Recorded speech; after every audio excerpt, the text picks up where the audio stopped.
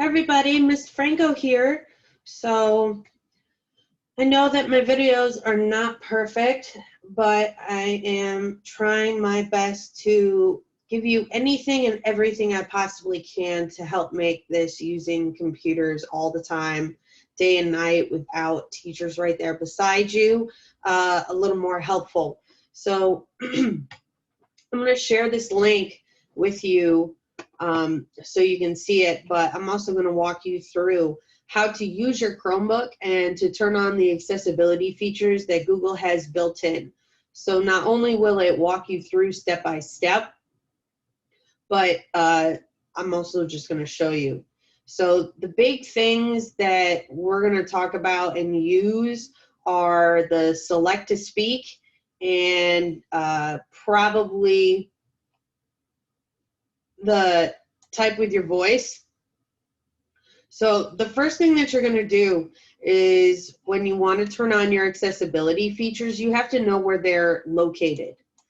And I'm going to zoom in. So what it says is that select the settings. So where you, down on the right-hand side on your Chromebook, you're going to see accessibility possibly here, but that's only if you decided to have it always there. If not, you go to the settings, which I call the little cogwheel, and that's going to open up here. On the left-hand side, you will see advanced. From advanced, you're going to scroll down to where you see the person underneath the printer, and it says accessibility.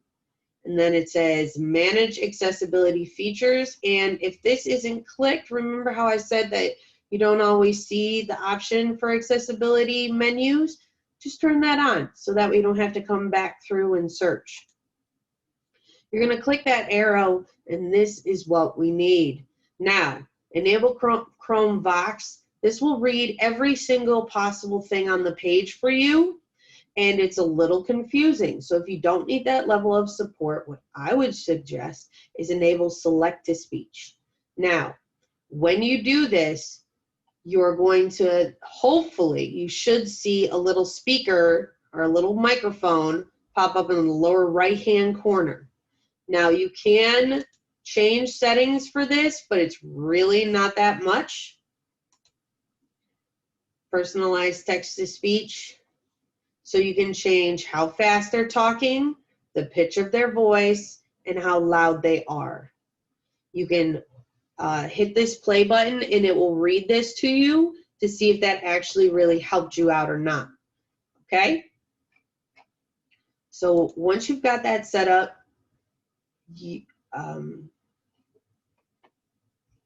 then I would also scroll down and turn on to where it says enable, where'd you go?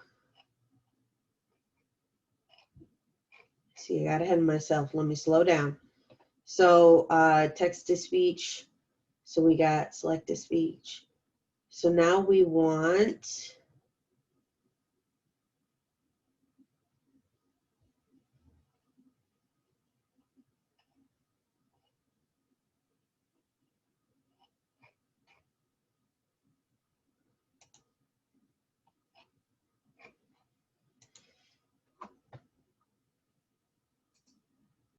so sorry. Okay, so you can also change the contrast of your screen if you like a darker screen. That's how you do that. You can also have magnification if you'd like, but I wouldn't mess around with any of that unless you need it. But actually, I might play with this because I really like it when the back is darker and the words are lighter. So you can, and this is what we want. So under keyboard and text input, and I'm sorry it's small, I can't make it bigger. I'm sure if I turned on my magnifier, I probably could actually. Enable dictation, so speak to type. Send your voice to Google to allow dictation into any field. When you click that, at the lower right-hand corner, you're going to see, hopefully, a little microphone turn on. And then if you want a larger mouse cursor, you can change that. And then I know some of you used to have like highlight the mouse cursor when it's moving. Some of you like that, and that helps you. So whatever helps you, okay? So those are the two that I would definitely turn on for now. So instead of closing this out because you're not sure if this is going to work for you or if it's good, I'm just going to hit the minimize. So the lower underline is minimize, which means it's just going to go down here and stay in my dock. That's where everything is in my dock. And then, oh, look at that. If we right click on that and pin it, my my settings will always show up right there, and I won't have to search for them as well if you pin it. This is going to make the screen large, and then this will close it out. So I'm going to minimize it for now. And so let's practice. So the first thing the other day that we were, well, it wasn't the first thing, but the other day in Google Docs, we were working on speech to text. And we used the tools in Google in order to do that for us, right? We did tools, and when it loads up, because I always go too fast,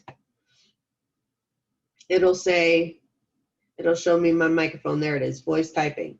So if we go into accessibility settings, we can say turn on screen reader, but that means we would have had to turn on that Vox support, which we didn't, because again, when I say it'll read every single thing on this screen, that's a little too much. So all we wanted to do is read this, right? So when we go down into where it says select to speak, you're going to click it and turn it on. And then you're just going to left click and drag over the text that you wanted to read and give it a second, because sometimes it takes a second to read because it is a computer. And let's see if it does it for us.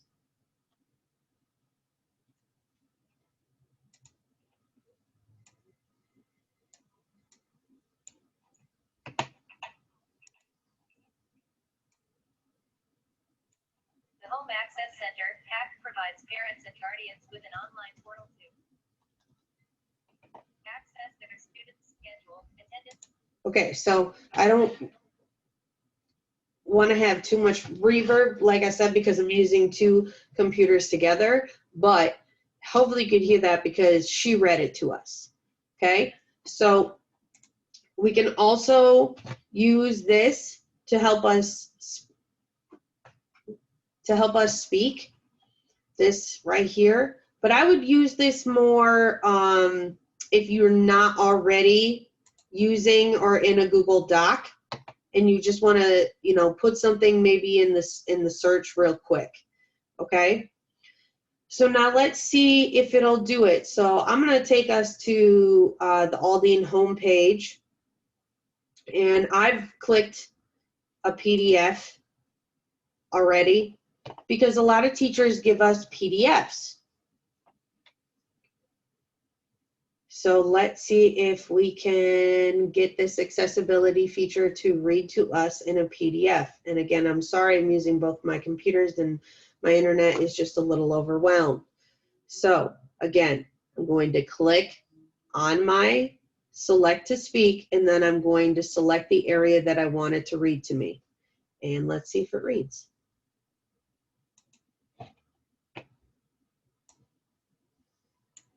Display HAC registration instructions.pdf. The Home Access Center, HAC, provides parents and guardians with an online portal to access their student schedule, attendance, classwork, progress reports, report cards, and discipline information.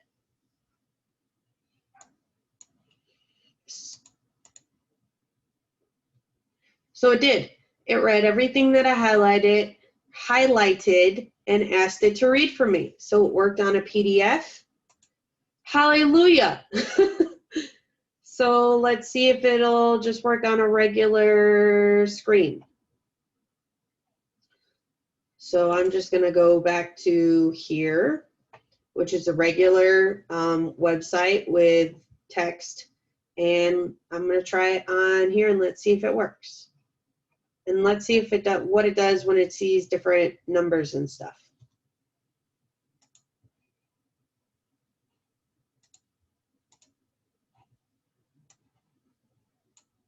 Step 1.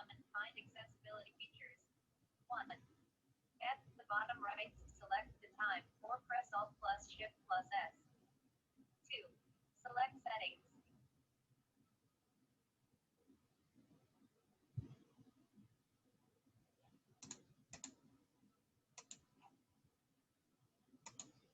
It's not, so I wasn't quite sure how to handle that symbol, okay? So if it pauses, just hit it, reselect, and have it keep going. 4. In the accessibility section. So I don't know about you guys, but if you can't get Kurzweil to work and it's not working for you, I hope if you have a Chromebook that these two features will at least allow you to speak into your documents. Again, you can use the microphone here, but if you're in a Google Doc, which I recommend, and you're trying to type in a response to one of your teacher's questions, and you're having difficulties with typing, or you're a two-finger typer, remember tools. Again, I'm working too fast for the computer to keep up. Remember, you've got your spelling and grammar to help you with. Preferences, make sure that all of those suggestions, those little dots and underlines are turned on. So make sure that all of those things are turned on. And I'll show you real quick that all of this Smart Compose that's helping you is turned on. So if you're typing something, and what Smart Compose is if you're typing something and the computer can guess how it ends,